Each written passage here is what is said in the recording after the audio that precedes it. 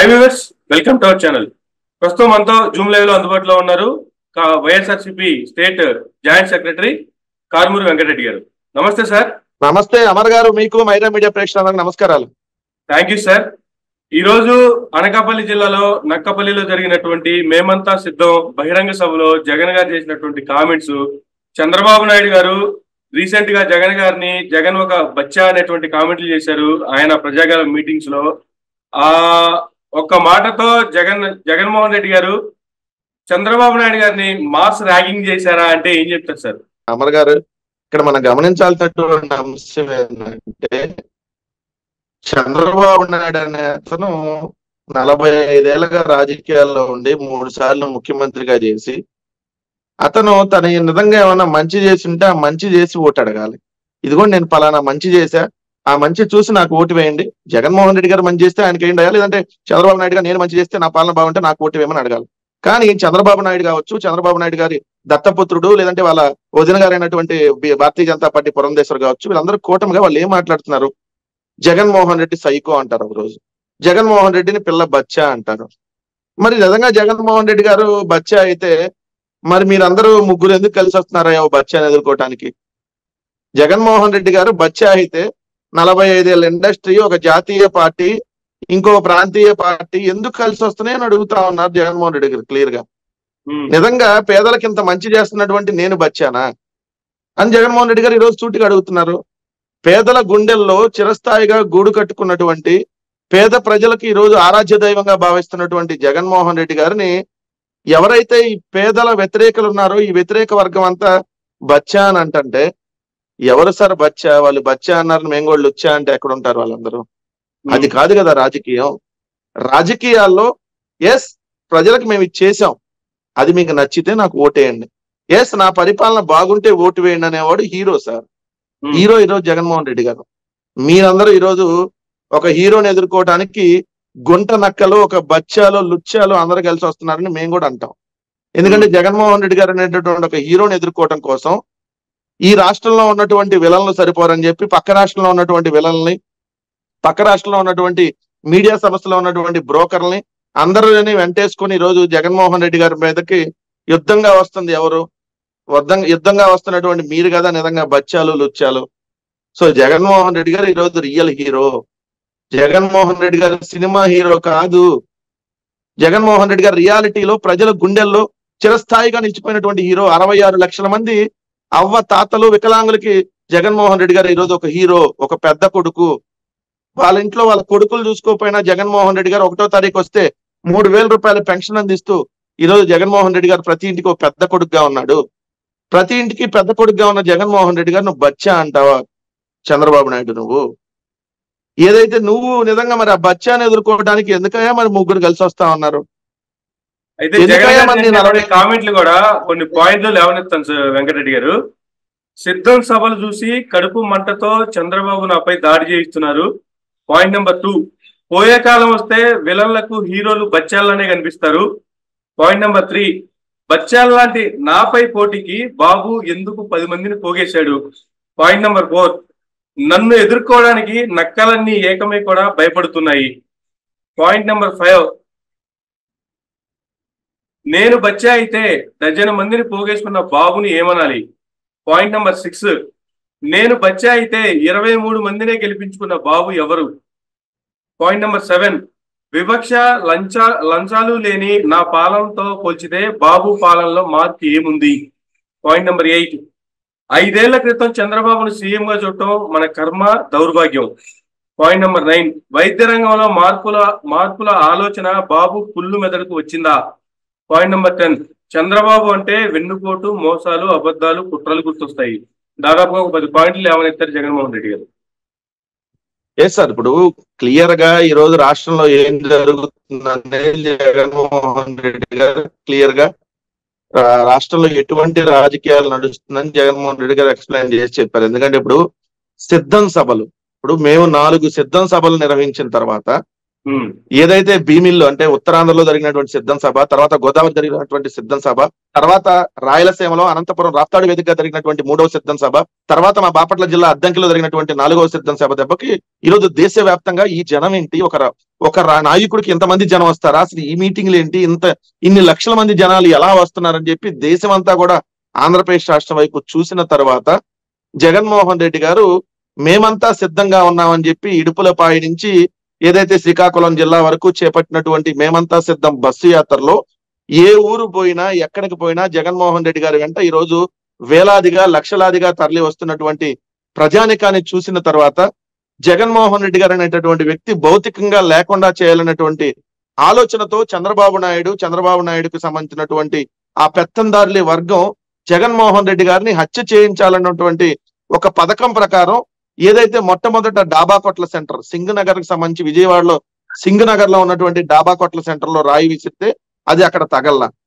తర్వాత కొద్దిగా కొంచెం ముందుకెళ్లి వివేకానంద నగర్ లో ఉన్నటువంటి స్కూల్ బెంచ్ మీద ఉండి ఒక పదునైనటువంటి రాయితో జగన్మోహన్ రెడ్డి గారిని హత్య చేయించాలనేటువంటి పథకం ప్రకారం సతీష్ అనేటటువంటి వ్యక్తికి డబ్బులు ఇచ్చి బోండా ఉమా అంచరునటువంటి దుర్గారావు చేత ఈ పన్నాగాన్ని పన్నించిన తర్వాత మరి సిద్ధం సభలో జగన్మోహన్ రెడ్డి గారి మీద ఏదైతే ఆ వస్తున్నటువంటి ఆధారంతో కడుపు మంటతో జగన్మోహన్ రెడ్డి గారు లేకుండా చేయాలనేటువంటి ఒక ప్రయత్నంలో హత్య చేయించాలనేటువంటి కుట్ర చంద్రబాబు నాయుడు గారు తెరలేపారు కదా. అది పాయింట్ నెంబర్ 1. జగన్మోహన్ రెడ్డి గారు చెప్పింది నా మీద రాళ్లు వేయించి నన్ను ఏదో చేయాలని ఆలోచన చేస్తున్నారని చెప్పి. ఇంకొక విషయం క్లియర్ గా జగన్మోహన్ రెడ్డి గారు చెప్తా ఉంది, పోయే కాలం వస్తే విలన్లకు హీరోలందరూ బచ్చాలనే కనిపిస్తారు. అంతే కదా.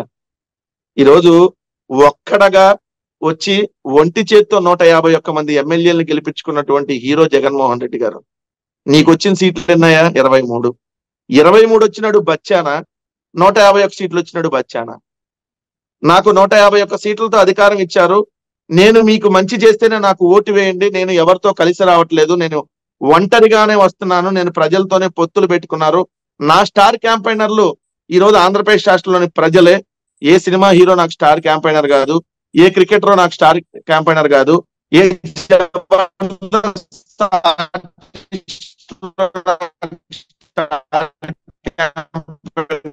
కాదు. సో నా పరిపాలన నచ్చితే నాకు ఓటు వేయమన్నాడు బచ్చానా. అరే ఒక హీరో గుంపులుగా అబద్ధాలు చెప్తున్నా మీరు కదా బచ్చాలు బదలుచుకున్నాం. ఇంకొకటి ఏదైతే వైద్య రంగంలో ఈరోజు జగన్మోహన్ రెడ్డి గారు తీసుకొచ్చినటువంటి సమూలమైనటువంటి మార్పులు, అసలు ఈ దేశ చరిత్రలో ఫ్యామిలీ డాక్టర్ కాన్సెప్ట్ ఎక్కడైనా ఉందా? ఎక్కడైనా ఫ్యామిలీ డాక్టర్ కాన్సెప్ట్ ఉందా అమర్ గారు? నేను అడుగుతా ఉన్నా. ఒక్క భారతదేశంలోనే ఆంధ్రప్రదేశ్ రాష్ట్రంలో తప్ప ఈ దేశంలో ఏ రాష్ట్రంలో కూడా ఫ్యామిలీ డాక్టర్ కాన్సెప్ట్ లేదు. జగన్మోహన్ రెడ్డి గారు వచ్చిన తర్వాత ఇంటింటికి ఆరోగ్య సురక్ష, ఫ్యామిలీ డాక్టర్, ఉచితంగా మెడిసిన్లు, ప్రతి గ్రామంలో హెల్త్ క్లినిక్ ను పెడితే చంద్రబాబు నాయుడు గారు ఉన్నప్పుడు ఇదే ప్రభుత్వ హాస్పిటల్లో ఎలికల కొరికి పసికందులు చనిపోయినటువంటి దయనీయమైనటువంటి దీనమైన స్థితిని మనం చూడలేదా? అలా పసికందులు చనిపోవటానికి కారణమైనాడు కదా బచ్చా అండ్ లుచ్చా. ఈరోజు ఆ ప్రజల ప్రాణాలు కాపాడుతున్నటువంటి వ్యక్తి నిజంగా పేదల పాలిట దేవుడు కదా. అది ఈరోజు జగన్మోహన్ రెడ్డి గారు. ఒకప్పుడు ఏదన్నా ఒక పథకం కావాలి, ఈ రోజు ఎవరో కూడా ₹1 లంచం ఇవ్వాల్సినటువంటి ఒక వివక్ష లేనటువంటి ఒక సుపరిపాలన డిబిటీ ద్వారా, నాన్ డిబిటీ ద్వారా మరో 1,80,000 కోట్లు, మొత్తంగా 4,50,000 కోట్ల రూపాయలు పేదలు, బడుగులు, బలహీన వర్గాలకు సంబంధించి ₹1 అవినీతి లేకుండా నేరుగా వాళ్ళకి అందించినటువంటి వ్యక్తి ఈరోజు జగన్మోహన్ రెడ్డి గారు కదా. మరి అటువంటి వ్యవస్థ కావాలా? లేదు లంచాలు ఉండి ఏదైతే జన్మభూమి కమిటీలు దోచుకునేటటువంటి వ్యవస్థ కావాలా? ఆలోచించుకోమని చెప్పి జగన్మోహన్ రెడ్డి గారు ఈరోజు క్లియర్ గా ప్రజలందరికీ కూడా చెప్పడం జరిగింది. నిజంగా 5 ఏళ్ల క్రితం ఒక దుర్మార్గుడైనటువంటి చంద్రబాబు నాయుడు అనేటువంటి వ్యక్తిని ఈరోజు ప్రజలు ఏదైతే 23 సీట్లతో ఇంట్లో కూర్చోబెట్టారో, ఇంట్లో కూర్చోబెట్టినా కూడా ఆ దుర్మార్గుడు మనస్తత్వం ఇంకా మారకుండా, ఇంకా ఏదో ఒక విధంగా మీకు మంచి చేస్తున్నటువంటి మీ బిడ్డ జగన్మోహన్ రెడ్డి గారి మీద కక్ష కడుతున్నటువంటి ఆ చంద్రబాబు నాయుడిని ఏ విధంగా మరోసారి బుద్ధి చెప్పాలో మీరే ఆలోచించుకోమని చెప్పి మోసాలు, వెన్నుపోట్లతో నిరంతరం రాజకీయాలు నడిపేటటువంటి చంద్రబాబు నాయుడు, డబ్బులతో రాజకీయాలు, మద్యంతో రాజకీయాలు, మగవాళ్ళని అడ్డం పెట్టుకుని రాజకీయాలు, మడ్రస్ తో రాజకీయాలు, మీడియాతో రాజకీయాలు, మార్ఫింగ్ వీడియోలతో రాజకీయాలు చేసేటటువంటి ఆ దుర్మార్గమైనటువంటి ఆ మోసగాడైనటువంటి చంద్రబాబు నాయుడు కావాలా? అబద్ధాలు చెప్పి ఆ మేనిఫెస్టోని ఏదైతే ఇంటర్నెట్ నుంచి తొలగించినటువంటి ఆ దుర్మార్గుడు కావాలా? మా మేనిఫెస్టోని ఒక భగవద్గీతగా, ఒక ఖురాన్గా, ఒక బైబిల్ గా భావించి ఈ రోజు ఆ మేనిఫెస్టోని ప్రతి ఇంటికి అందించి, ఇదిగో అక్క మంచి జరిగితే ఓటేయండి, అన్న మంచి జరిగితేనే ఓటేయండి, చెల్లి మంచి జరిగితేనే ఓటేయండి, మా ప్రభుత్వం ద్వారా మీకు మంచి జరిగితేనే మమ్మల్ని ఆశీర్వదించడం అని ఈ రోజు నిజాయితీగా కోరుతున్నటువంటి మీ బిడ్డ జగన్మోహన్ రెడ్డి గారు కావాలా? ఇవన్నీ కూడా ఆలోచించుకోమని అశేష ఆంధ్రప్రదేశ్ జనానికి ఈ రోజు సిద్ధం సభల సాక్షిగా, మేమంతా సిద్ధం సభల బస్సు యాత్రల సాక్షిగా ఈ రోజు జగన్మోహన్ రెడ్డి గారు వాళ్ళందరినీ ఆలోచించి ఓటు వేయమని అడుగుతా ఉన్నారు. ఆలోచించి మంచి జరిగితేనే ఓటు వేయమంటున్నారు. సో అటువంటి పాలన కావాలా, ఆ దుర్మార్గుడు అయినటువంటి చంద్రబాబు నాయుడు గారి పాలన కావాలో తేల్చుకోమని ఈ రోజు జగన్మోహన్ రెడ్డి గారు ప్రజానీకాన్ని అడుగుతా ఉన్నారు. సో ఖచ్చితంగా పైన దేవుడు ఆశీస్సులు, అదే విధంగా ప్రజల ఆశీస్సులు ఎల్లవెల్ల జగన్మోహన్ రెడ్డి గారిపై ఉంటాయి. ఎందుకంటే మంచి చేసినటువంటి బిడ్డ మీద ఖచ్చితంగా ప్రజల ఆశీస్సులు కూడా ఉంటాయని చెప్పి మేము బలంగా భావిస్తా ఉన్నాం. ఖచ్చితంగా రేపు జూన్ 4వ తారీఖున వచ్చేటటువంటి రిజల్ట్, అంటే రేపు మే 13వ తారీఖు జరిగేటటువంటి ఓటింగ్ లో 2 ఓట్లు ఉంటాయి. ఒకటి అసెంబ్లీకి జరిగేటటువంటి ఓటు, 2 పార్లమెంట్ కి వేసేటటువంటి ఓటు, 2 ఓట్లు కూడా ఫ్యాన్ గుర్తుపై వేసి 175 అసెంబ్లీ ప్లస్ 25 పార్లమెంట్లని ఐరా మీడియా సాక్షిగా కూడా ప్రజానీకాన్ని అడుగుతా ఉన్నాం. అయితే చాలా క్లారిటీగా 2 గుర్తులుంటే 2 ఓట్లు వేయాలి, ఒక ఓటు ఎంపీ అభ్యర్థికి, ఒక ఓటు ఎమ్మెల్యే అభ్యర్థికి అని చెప్తూ ఉన్నారు. కానీ పక్క కూటమికి సంబంధించి చూసుకుంటే ఒక చోట గ్లాస్ గుర్తు ఉంటుంది, ఒక చోట సైకిల్ గుర్తు ఉంటుంది, మరో చోటకు పోతే కమలం గుర్తుంటుంది. ఎంపీకి ఏ గుర్తు చేయాలో తెలీదు, ఎమ్మెల్యేకి ఏ గుర్తు చేయాలో తెలీదు, ఎక్కడ ఎమ్మెల్యే క్యాండిడేట్ ఉన్నాడు, ఎక్కడ ఎంపీ క్యాండిడేట్ ఉన్నాడు కూడా తెలియనటువంటి కన్ఫ్యూజన్ లో కూటమి ఉంది. ఈ గుర్తుల్ని కన్ఫ్యూజ్ చేసే విధంగా ఇండిపెండెంట్ లో నిలబడుతున్నటువంటి వాళ్ళకి కూడా, లేదా వేరే పార్టీలకు సంబంధించినటువంటి గుర్తులు కావచ్చు, వీటిని కన్ఫ్యూజ్ చేసే విధంగా ఆల్మోస్ట్ వీటికి యాక్టివ్ గా ఉన్నటువంటి పరిస్థితిని కూడా చూస్తున్నాం. సో దీని మీద ఏం చెప్తారు వెంకటరెడ్డి గారు? సార్, ఇప్పుడు లక్ష్మణ్ అనేటటువంటి ఒక రైటర్, ఒక రచయిత ఏదైతే ఒక పాట రాశాడు, ఆ పాటని నల్గొండ గద్దర్గా పేరు పొందినటువంటి అసలు తెలుగు వాళ్ళు ఎక్కడున్నా కూడా ఆ పాట దద్దరిల్తా ఉంది.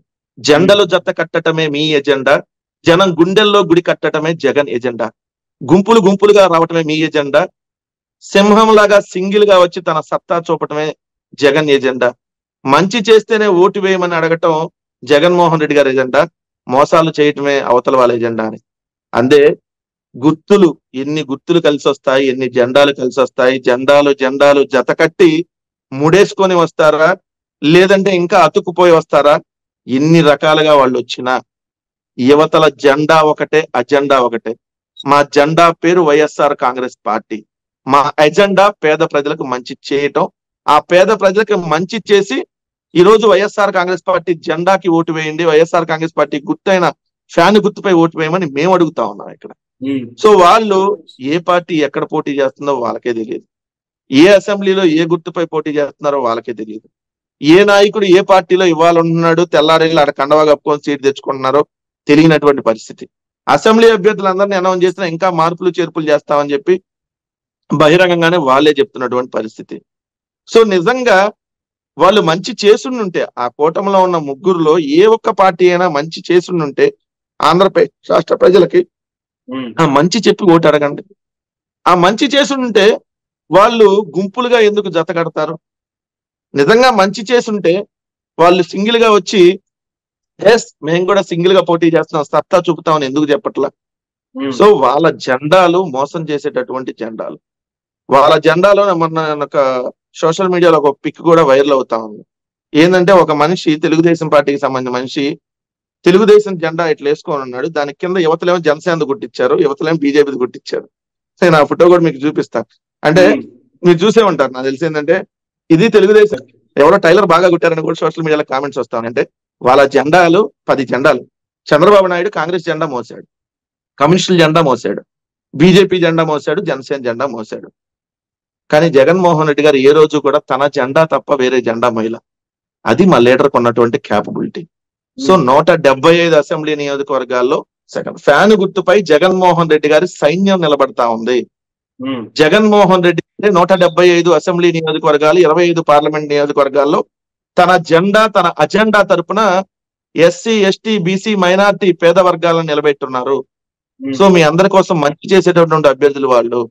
సో మరొకసారి వైఎస్ఆర్ కాంగ్రెస్ పార్టీకి మీరు కానీ పట్టం కడితే 3 సంవత్సరాల్లో మేము ఎంత మంచి చేసామో మీరు చూస్తారు. ఎందుకంటే 2 సంవత్సరాలు కరోనాతో పోయింది. కనీసం కేవలం 3 సంవత్సరాలే మా పరిపాలన. 3 సంవత్సరాల్లోనే ఎంత మేము మేలు చేయగలిగామంటే మరొక 5 ఏళ్ళు మాకు ఇంకెంత మేలు చేయగలుగుతాం అనేది ఆలోచించి ప్రజలను ఓటేయమంటున్నా. దయచేసి మోసపూరిత హామీలను నమ్మొద్దన్న. దయచేసి మండి మీ కుటుంబానికి మంచి జరిగిందా లేదా అని ఆలోచన చేయండి. అదే విధంగా ఏ ప్రభుత్వం ద్వారా మీకు లబ్ధి చేకూరిందో ఆలోచన చేయండి. 2014 నుంచి 19 దాకా మీ బ్యాంక్ స్టేట్మెంట్ ఒకసారి చూడండి. 19 నుంచి 24 దాకా మీ బ్యాంక్ స్టేట్మెంట్ ఒకసారి చూడండి. ఏ ప్రభుత్వంలో మీకు మంచి జరిగిందో ఒకసారి ఆలోచన చేయండి. నిజంగా చంద్రబాబు నాయుడు ప్రభుత్వంలో మీకు మంచి జరిగిందంటే చంద్రబాబు నాయుడుకే ఓటు వేయండి. కానీ జగన్మోహన్ రెడ్డి గారి ప్రభుత్వంలో మంచి జరిగితే మాత్రం ఖచ్చితంగా జగన్మోహన్ రెడ్డి గారికి వేయండి. చంద్రబాబు నాయుడు చెప్పే మోసపూరిత హామీలను మాత్రం దయచేసి నమ్మొద్దని మాత్రం ప్రజానికానికి ఒకసారి విజ్ఞప్తి చేస్తా ఉంది. Thank you sir, thank you very much అండి. ఇదండి వెంకటరెడ్డి గారితో ఈనాటి ఇంటర్వ్యూ. మరో గంటలో మళ్ళీ కలుద్దాం. చూస్తూనే ఉండండి మైరా మీడియా.